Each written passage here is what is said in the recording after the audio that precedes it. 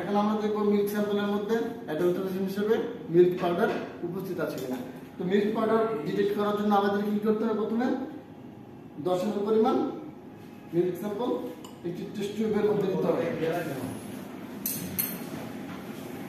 দেন তাদের সামনে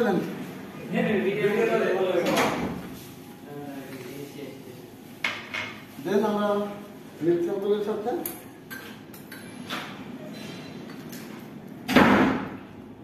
ফোটায় ফোটায় নাইট্রিক অ্যাসিড অ্যাড করতে থাকবো।